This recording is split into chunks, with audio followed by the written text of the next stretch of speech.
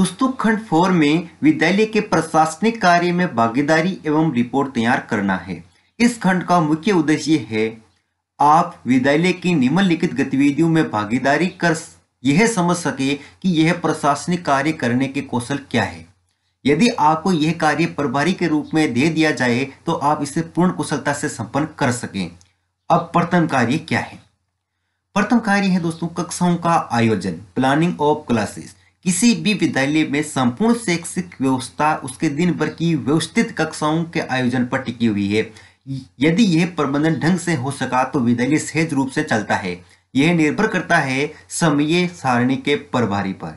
अतः आपको विद्यालय के टाइम टेबल इंचार्ज से मिलकर सप्ताह भर उसके साथ बैठकर यह समझना है कि समय सारणी बनाने में क्या कौशल है और उसमें क्या क्या सावधानियां रखनी पड़ती है। इसके उपरांत आपको जो समझा उसके आधार पर निम्नलिखित बिंदुओं के अनुरूप रिपोर्ट तैयार करनी है। तो दोस्तों रिपोर्ट तैयार करते हैं। प्रथम क्या है? समय सारणी का अर्थ। तो दोस्तों समय सारणी का अर्थ है क्या? विद्यालय में समय सारणी का अर्थ है अध्यापक और विद्यार्थियों में अनुशासन बनाना तथा विद्यालय में सभी विषयों को निश्चित समयबद्ध बनाना जिससे विद्यालय में अनुशासन बना रहे। फिर दोस्तों सेकंड पॉइंट क्या है? सेकंड पॉइंट है समय सारणी का महत्व एवं उद्देश्य। तो दोस्तों क्या है महत्व और उद्देश्य?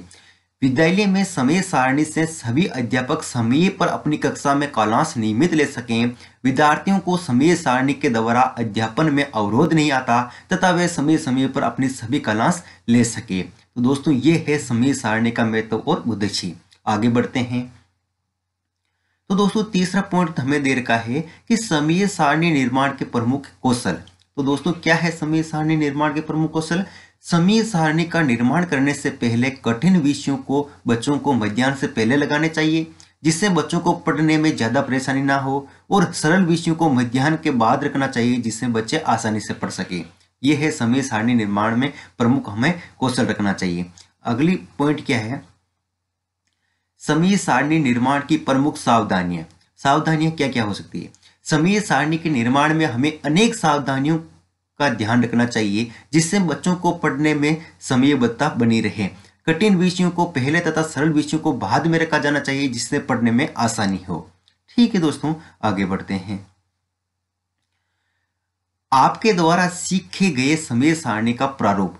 हमारे द्वारा सीखे गए समय सारणी के आधार पर बच्चों की सुविधा का ध्यान रखा गया है।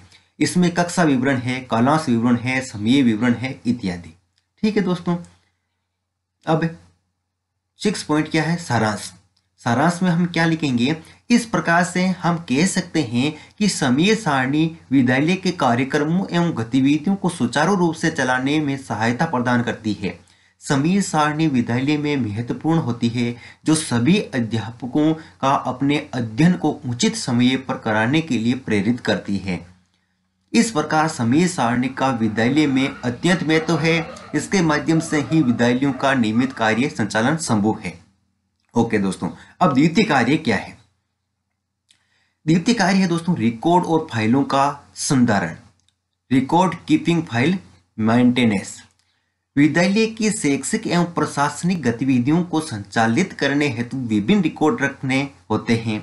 उसकी फाइलों का संधारण करना होता है। इसमें कुछ फाइलें तो शैक्षिक गतिविधियों से होती है जबकि अधिकांशतः प्रशासनिक कार्यालयीय कार्यों से संबंधित होती है।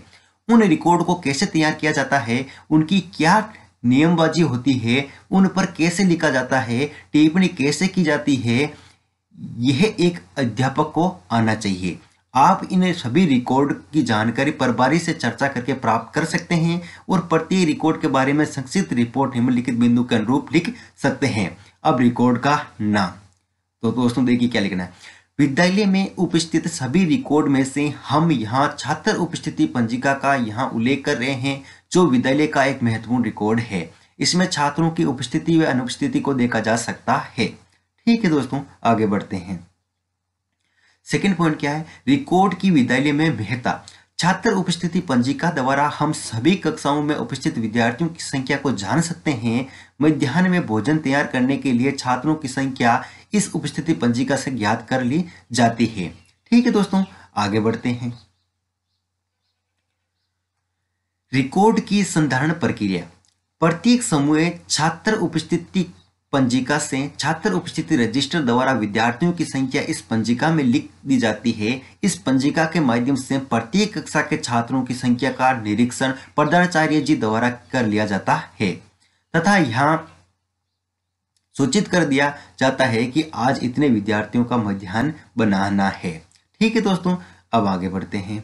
यहाँ पर दोस्तों देर का हमें विद्यालय के कुछ रिकॉर्ड निम्नलिखित हो सकते हैं। दोस्तों रिकॉर्ड यहाँ पर कुछ भी हो सकता है। यहाँ पर हमने जिक्र किया छात्र उपस्थिति पंजिका का। यहाँ पर दोस्तों आप चाहो तो स्थानांतरण प्रमाण पत्र या स्कॉलर रजिस्टर का यहाँ पर जिक्र कर सकते हो। छात्र प्रवेश पंजिका का, अध्यापक उपस्थिति पंजिका का, पत्र जावक रजिस्टर, पुस्तक अवदान पंजिका, परीक्षा परिणाम पत्रक, प्रगति पत्र, आकस्मिक अवकाश पंजिका, इस प्रकार से हमें पत्र प्राप्त रजिस्टर, इसमें से आप कुछ भी यहाँ पर चुन सकते हैं और जिक्र कर सकते हैं।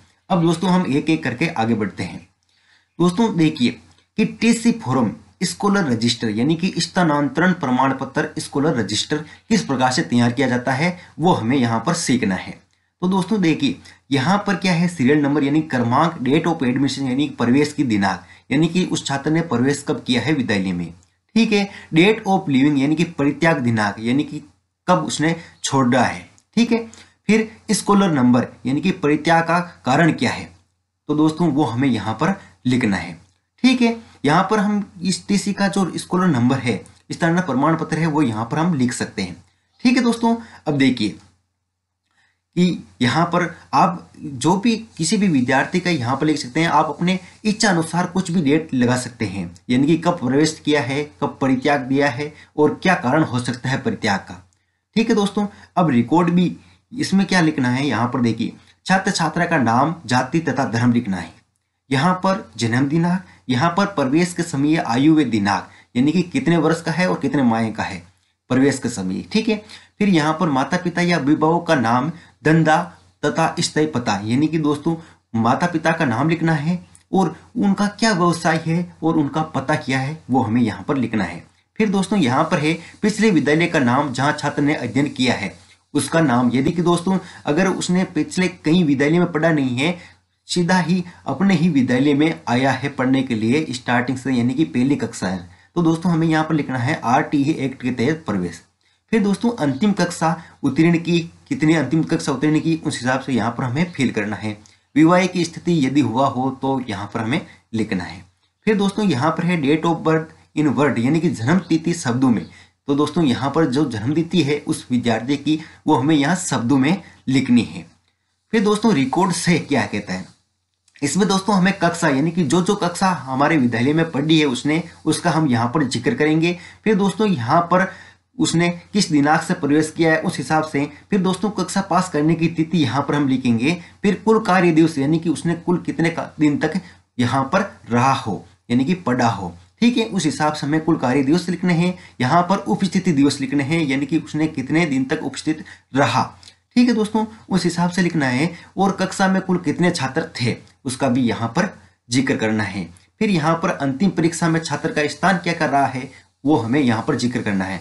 अब दोस्तों यहाँ पर जो रिकॉर्ड दे है उसमें यहाँ पर उस विद्यार्थी का आचरण देखा जाता है, यानी कि दोस्तों पहले जैसे यहाँ पर लिखा हुआ है कि सेकंड कक्षा, तो सेकंड कक्षा में उसका आचरण यानी कि उसको 20 में से यहाँ पर कुछ मार्क दिए जाते हैं। ठीक है, और प्रधानाचार्य जी यहाँ पर क्या करते हैं, साइन करते हैं न मार्क देकर के, यानी कि उसका कैसा आचरण रहा है, कैसा अनुशासन रहा है, कैसा व्यवहार रहा है उस हिसाब से। ठीक है दोस्तों, यानी कि उसने जो भी कक्षाएं पढ़ी है उसका हम इस प्रकार से यहाँ पर जिक्र करेंगे और कब उसने प्रवेश किया है इस हिसाब से। पास करने की तिथि, यहाँ पर कुल कार्य दिवस और उपस्थिति दिवस, और यहाँ पर कुल कितने छात्र थे, और यहाँ पर अंतिम परीक्षा में छात्रों का स्थान क्या रहा है उस हिसाब से यहाँ पर जिक्र करेंगे और यहाँ पर मार्क दिए जाते हैं। अब आगे बढ़ते हैं। यहाँ पर देखिए प्रमाणित किया जाता है कि उपरोक्त विवरण नियमानुसार परिपूर्ण है, संस्था को कोई लेन अवशिष्ट नहीं है। ठीक है, और यहाँ पर दिनांक लगा दी जाती है, यहाँ पर सिग्नेचर प्राप्तकर्ता का होता है। ठीक है, अब देखिए छात्र प्रवेश पंजिका, तो दोस्तों इसमें क्या क्या करना है हमें, यहाँ पर देखिए छात्र रजिस्टर संख्या, तो दोस्तों यहाँ पर जो छात्र है उसके रजिस्टर की संख्या लिख दी जाती है। यहाँ पर छात्र छात्रा का नाम लिख दिया जाता है। ठीक है, यहाँ पर उनकी जन्म दिनांक, तो दोस्तों जन्म दिनांक आप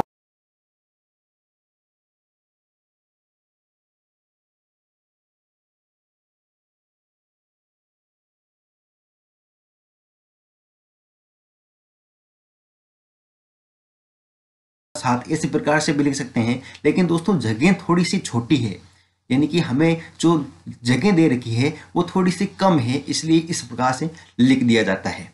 ठीक है, यहाँ पर प्रवेश समय आयु मतलब प्रवेश के समय उसकी आयु कितनी थी, कितने वर्ष हैं, कितने माह हैं, उस हिसाब से यहाँ पर फिल करना होता है। फिर यहाँ पर उसके माता पिता का नाम लिखा जाता है।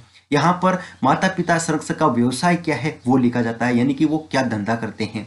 फिर यहाँ पर निवास स्थान तहसील सहित उस हिसाब से हमें यहाँ पर फिल करना है।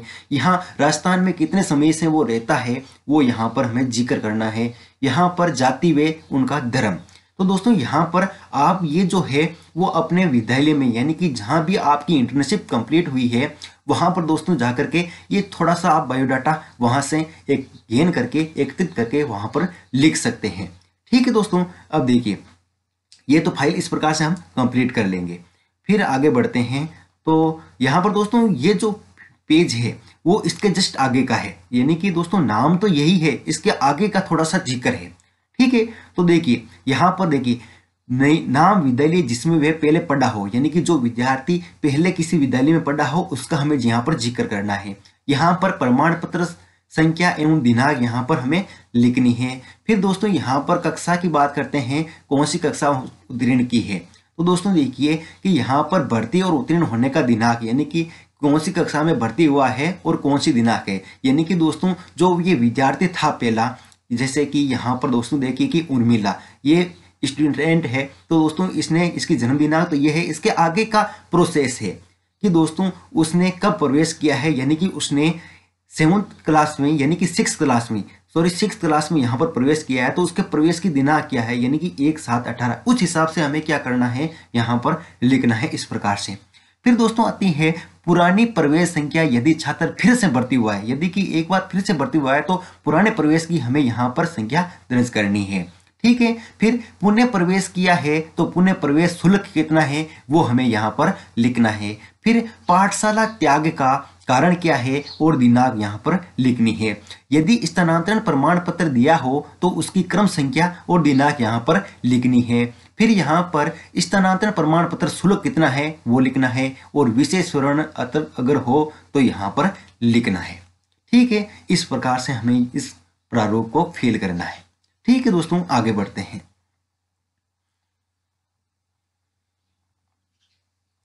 ये है दोस्तों छात्र उपस्थिति पंजिका।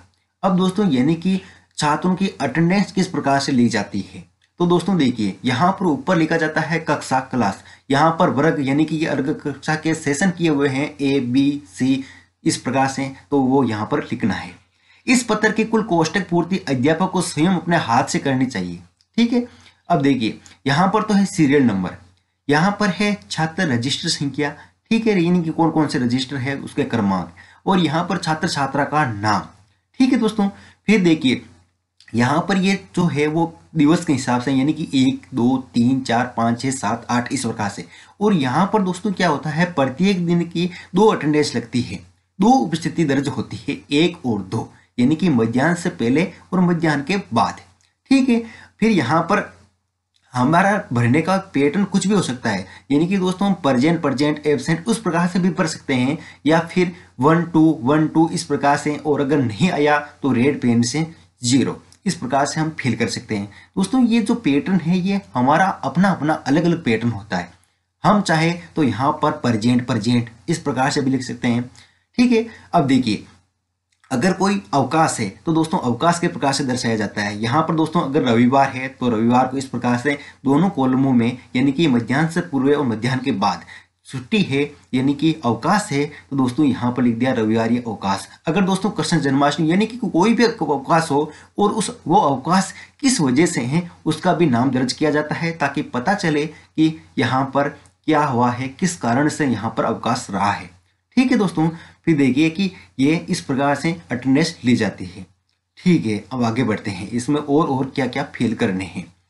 तो देखिए यहाँ पर क्या क्या होता है, योग उपस्थिति यानी कि टोटल अटेंडेंस कितनी है, यानी कि जो साप्ताहिक है उस हिसाब से, यानी कि ऊपर जो ये हमारा सप्ताह है ये इस हिसाब से यहाँ पर दोस्तों नीचे योग कर लिया जाता है।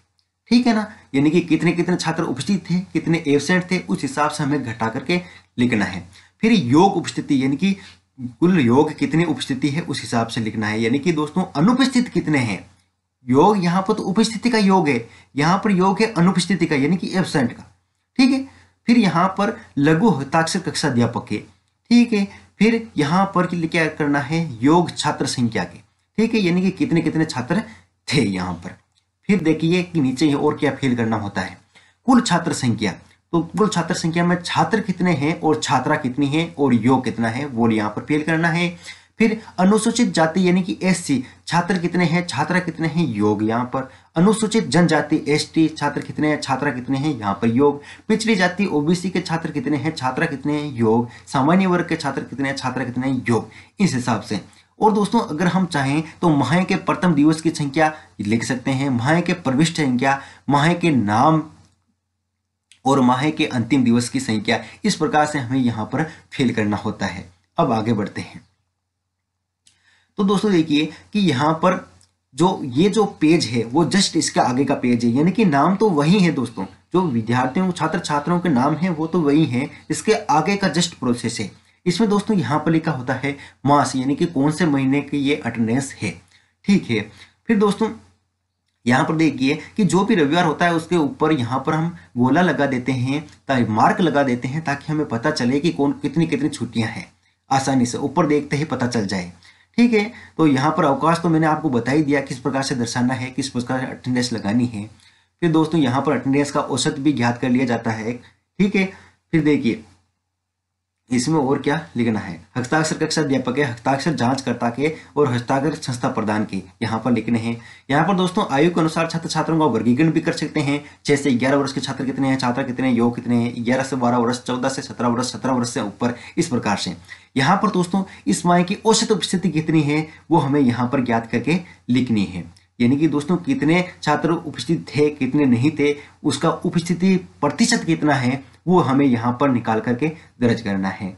यहाँ पर इस माह की प्रतिशत उपस्थिति, तो दोस्तों माह की प्रतिशत उपस्थिति कितनी है वो हमें यहाँ पर दर्शानी है। यहाँ पर औसत उपस्थिति, यहाँ पर दोस्तों सत्रांत के आरंभ तक की उपस्थिति कितनी है वो यहाँ पर दर्ज करनी है। और इस माह की मीटिंग कितनी हुई है, गत मास तक की कुल मीटिंग कितनी हो गई है, सत्रांत के इस मास की कुल मीटिंग कितनी है, इस मास की कुल उपस्थिति कितनी है वो यहाँ पर हमें दर्ज करनी है। इस प्रकार से हमें क्या करना है, छात्र उपस्थिति पंजिका को तैयार करना है। ठीक है, अब आगे बढ़ते हैं। तो दोस्तों यहाँ पर आगे आता है हमारे पास से कि टीचर अटेंडेंस, यानी कि दोस्तों जो अध्यापक है उसकी अटेंडेंस किस प्रकार से ली जाती है। तो दोस्तों यहाँ पर संस्था का नाम व पता हमें लिखना है। फिर दोस्तों यहाँ पर क्रम संख्या होती है, यहाँ पर नाम व पिता का नाम लिखा जाता है, यानी कि जो भी टीचर है उनके नाम और उनके पिता का नाम। यहाँ पर उनका पद क्या है वो लिखा जाता है, यहाँ पर उनकी योग्यता क्या है वो लिखी जाती है। ठीक है दोस्तों, अब देखिए यहाँ पर अराइव यानी कि आने का समय लिखा जाता है, यहाँ पर जाने का समय। ठीक है, और अवकाश रहेगा तो उसी प्रकार से हमें जिस प्रकार से छात्र उपस्थिति पंजिका में दर्शाया था उस प्रकार से अवकाश को दर्शाना है। ठीक है, और यहाँ पर जो भी अवकाश होगा उसको हम यहाँ ऊपर मार्क कर देते हैं ताकि हमारे लिए जो गिनने की प्रक्रिया है वो आसान हो जाए। ठीक है, इस प्रकार से हमें यहाँ पर टीचर और उनके पिताजी का नाम, यहाँ पर उनके पद का नाम और यहाँ पर योग्यता और यहाँ पर आने का समय और जाने का समय, इस प्रकार से हमें क्या करना है, फिल करना है। अगर विद्यालय में व्यक्तिगत छुट्टी ली है और किस कारण से छुट्टी ली है वो हम यहाँ पर एब्सेंट दर्शा देंगे और कारण भी लिख सकते हैं। ठीक है दोस्तों, तो इस प्रकार से हमें क्या करना है, इनको फिल करना है। आगे बढ़ते हैं। तो दोस्तों आगे ये जो पेज है वो जस्ट इसके आगे का है, यानी कि दोस्तों टीचर तो वही है, इसके जस्ट आगे का प्रोसेस है। तो दोस्तों आगे इसमें यहाँ पर लिखा होता है फॉर द मंथ ऑफ माह, यानी कि माह कौन सा है। तो दोस्तों देखिए माह है सितंबर 2018, यानी कि आप जो भी माह हो वो हम लिख सकते हैं। यहाँ पर वही प्रोसेस है सेम टू सेम। इसमें आगे का क्या है दोस्तों, यहाँ पर संख्या कार्य दिवस की संख्या कुल कितनी है वो दर्शानी है। यहाँ पर अवकाश के लिए दोस्तों तो इस माह में यहाँ पर इस अवकाश किस प्रकार से रहा है वो हमें यहाँ पर दर्शाना है। ठीक है, यानी कि किस विद्यार्थी ने कितना अवकाश लिया है। ठीक है, अब यहाँ पर विवरण अगर कोई हो तो लिख सकते हैं। इस प्रकार से हमें क्या करना है, इसको फिल करना है। दोस्तों इसमें आप अपने विद्यालय की हेल्प ले सकते हैं। अपने विद्यालय में जो भी टीचर हैं वो उसमें उसका रजिस्टर दे करके हम उसकी कॉपी कर सकते हैं। ठीक है, ताकि हमारे लिए थोड़ी सी आसानी हो और थोड़ा सा अच्छा भी लगे। ठीक है, अब आगे बढ़ते हैं।